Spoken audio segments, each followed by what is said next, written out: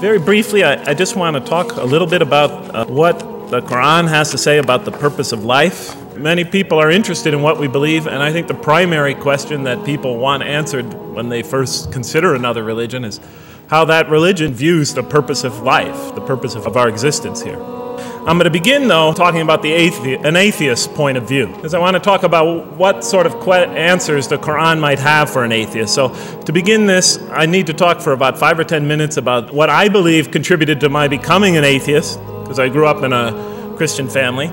And then I'll talk for about 45 minutes or so about what I experienced in the Quran and how that sort of changed my perception. Let me start out by mentioning that my mother certainly played no role in my becoming an atheist. My mother was a wonderful woman. The neighbors loved her. She was a registered nurse, and she put in many extra hours at the hospital. And when I would come and pick her up late from work at night, many of the patients would drag me over and talk to me and tell me what a wonderful woman my mother was. When she died, her funeral was packed, and person after person that came up to me had a story to tell about my mother and her goodness. Great mother, a great teacher. My father, on the other hand, was a difficult man. My father, for some strange reason, had this tremendous rage inside him. I don't know where he got it. He had this terrible violence inside him. And every night, he would try to quell that violence with hard drinking. And his drinking, though, only made him all the more volatile.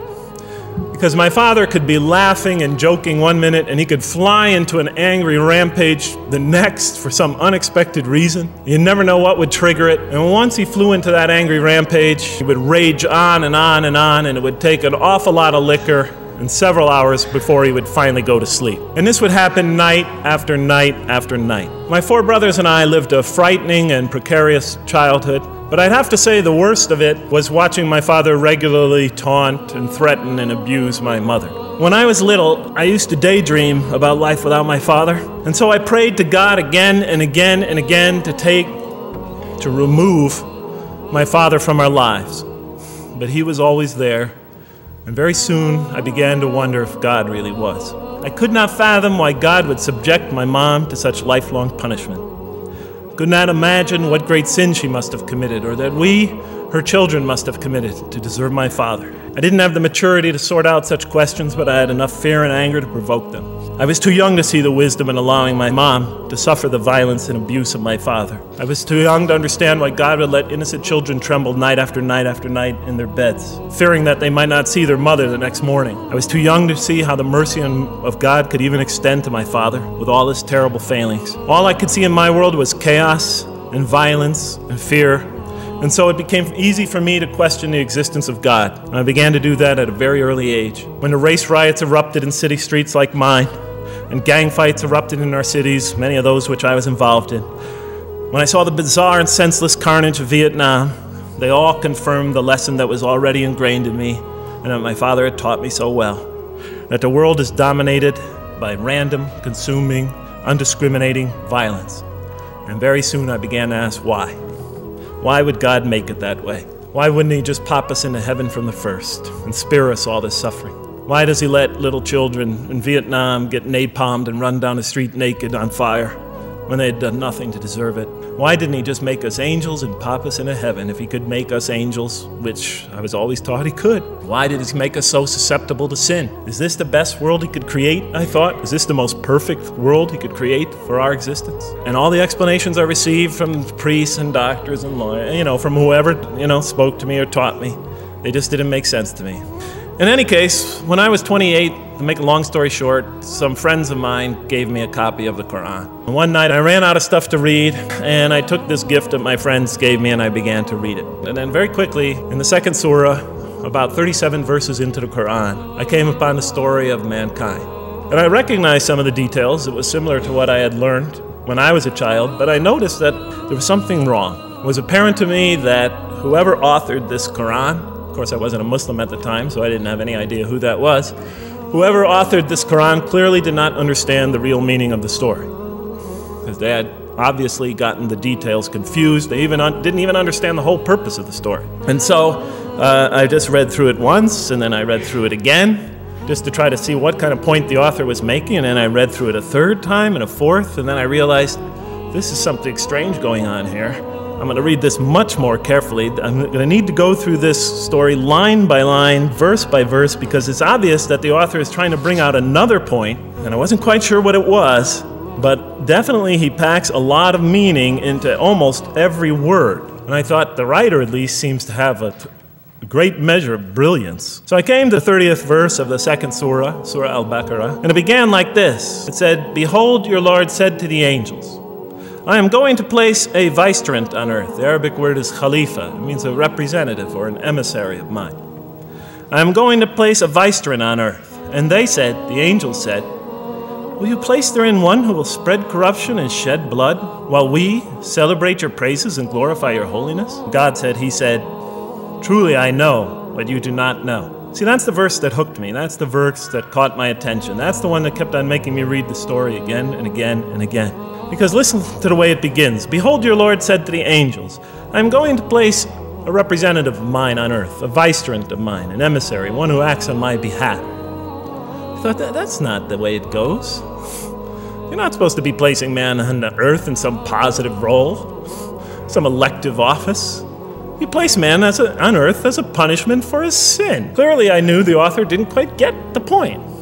But still, it was an amazing line. But then I come to the next line, and it says, "And the angels say, will you place therein one who will spread corruption and shed blood, while we celebrate your praises and glorify you?" I looked at it again. I couldn't believe the question. They said, "Will you place therein one who will spread corruption and shed blood, while we, the angels, celebrate your praises and glorify you?" I looked at that and I said, exactly. That would be my question. Why would you create this being, supposedly for some positive role, when he's capable of doing tremendous wrongdoing? Why would you create this violent and pernicious creature when you could create angels? As the angels clearly say, well, we, the angels, celebrate your praises and glorify you. They're asking one of the most fundamental questions in the entire history of religion. And look where the question is being asked. It's being asked in heaven.